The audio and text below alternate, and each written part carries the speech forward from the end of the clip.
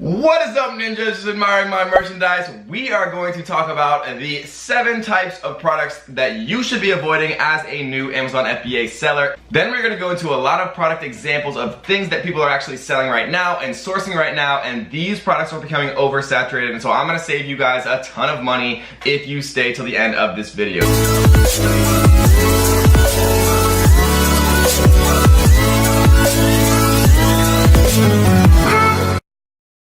So the first type of product that we want to avoid selling is breakable. And what I mean by this, guys, is things that are going to break in transit. So we're talking about glass here, we're talking about ceramic here, we're talking about, complicated technology or things with a lot of moving pieces that have a potential to break while in transit.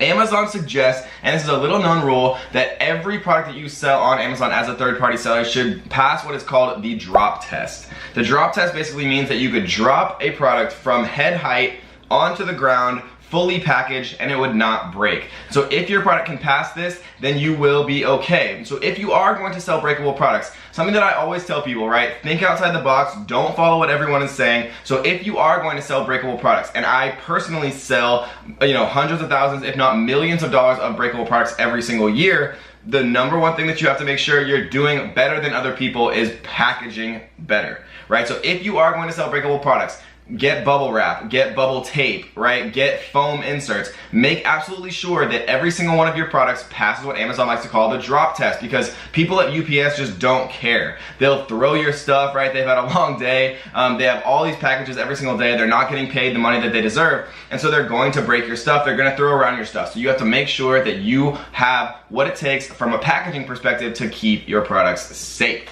Number 2 that I like to avoid is anything that involves technology. I don't like to sell electronic products. I don't like to sell products that have a lot of complicated moving parts. I just don't like to sell technology in general. There are thousands and millions of products to sell on Amazon that are not electronic, right? That don't have lithium-ion batteries.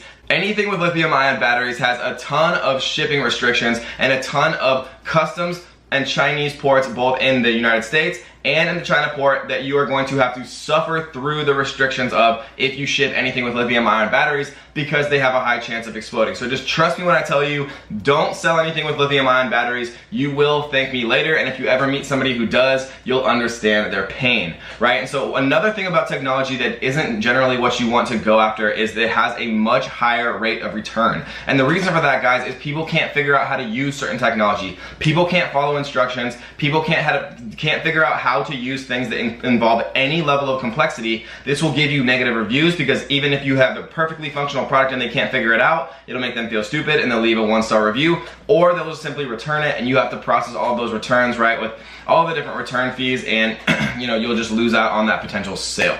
The third thing that I recommend staying away from is anything that you need an FDA approval for, right? So this is something that goes inside of your mouth, right? We're talking about snoring. We're talking about anything that goes in a baby's mouth. We're talking about any type of products that could be categorized as needing an FDA approval, right? So before you actually go into selling a product, what I always recommend people do is reach out to seller support, right? Open a chat with seller support, get it in writing, ask them. Find an ASIN or a product that is very similar to what you're considering sourcing, and ask seller support via chat if it is okay to sell this specific product. And once they tell you in writing yes or no, ask if there's any gating restrictions, any types of restrictions of any kind for your particular account selling this particular product. And if they say yes, then you are at a much higher likelihood of not having any more problems down the line as far as requiring an FDA certificate or any type of kind of health certificate that you didn't otherwise know you needed for that product. The third type of product that I like to stay away from is anything that is patented or trademarked. And what I mean by that, guys, is something that could be patented, for example, is like Velcro, right? Something that could be trademarked is like Kevlar or Nike, right? So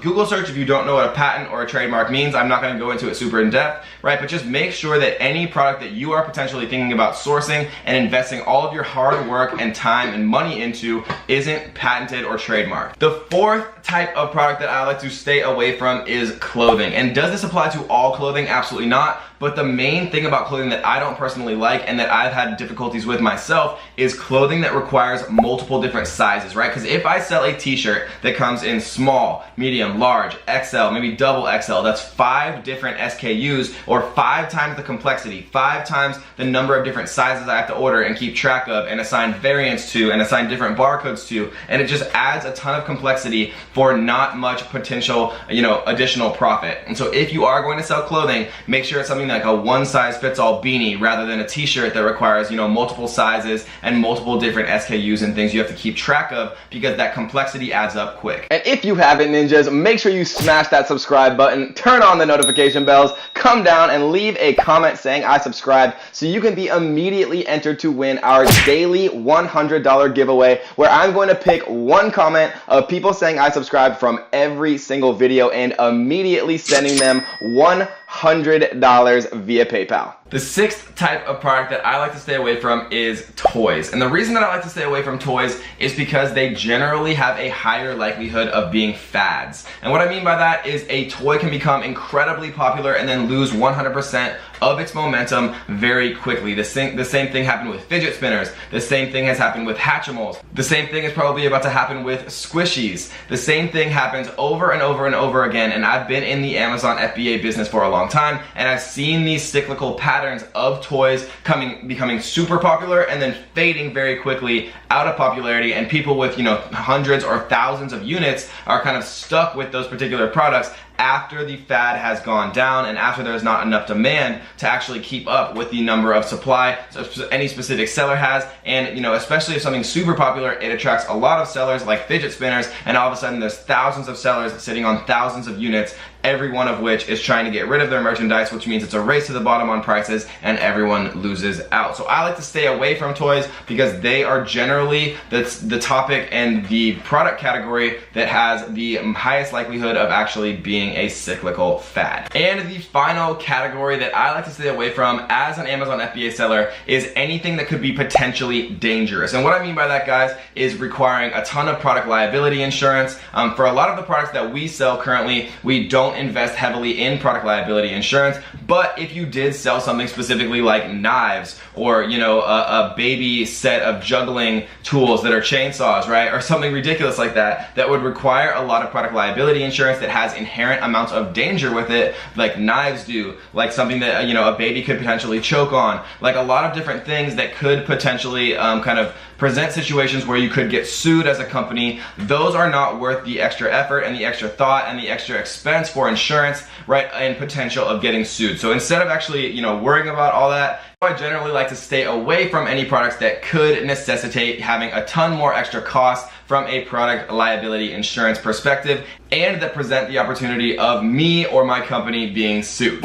So let's talk about exactly which products to avoid, as I promised that I would tell you guys before we ended this video. The first product that you want to avoid is the fidget spinner. Of course, a million people started selling this because it's super cheap to manufacture. It exploded in popularity, and now there's a million people selling it, which pushes the price all the way down, and everybody is left stuck with thousands of units that they can't actually sell. So never sell the fidget spinner. It is very far past its time. Again, it was a toy, it was a fad, and that fad is over. Anglized rulers is the second one. There's no way to sell an anglized ruler other than someone specifically typing in anglized ruler. There's no other PPC terms. There's no creativity. There's no way that you can actually advertise this product to anyone else on Amazon besides just competing higher and higher and higher for the same exact PPC terms, which means that everybody's competing for those same terms, which means each term is extremely expensive, which means that it eats up all of your profit margin, and the only person who wins in the end is the end customer and Amazon.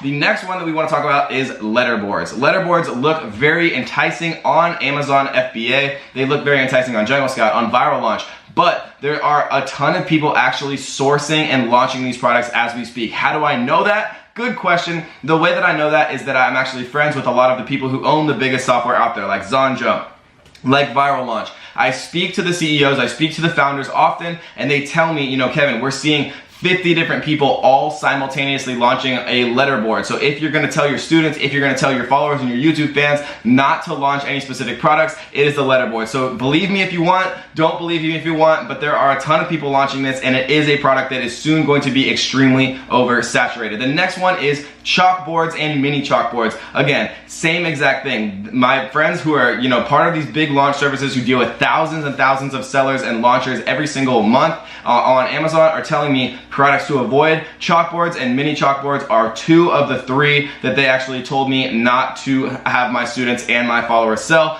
The other one is baby bibs. Baby bibs, again, are very hard to differentiate to a certain degree. Everyone out there and their mother is launching a silicone baby bib, all types of different baby bibs. Baby bibs is actually really fun to say, so I'm gonna say it a couple more times. Baby bib, baby bib, baby bib. And you don't want to be launching baby bibs because there are a lot of people who are currently launching baby bibs. The next one is baby diaper bags. Again, this product looks very enticing on Amazon, on Jungle Scout, on Viral Launch, but there are a lot of people simultaneously launching it, and my connections with people who are actually part of these launch services are telling me, Kev, a lot of people, 50 people a day are trying to launch these products. Warn your students, warn people who might be in the beginning stages of these products to stay away. The next one, guys, and the last 2 are baby covers for car seats, strollers, and nursing, and the final one is scratch off maps. If you found scratch off maps in 2014 or 2015, then you probably made an absolute killing.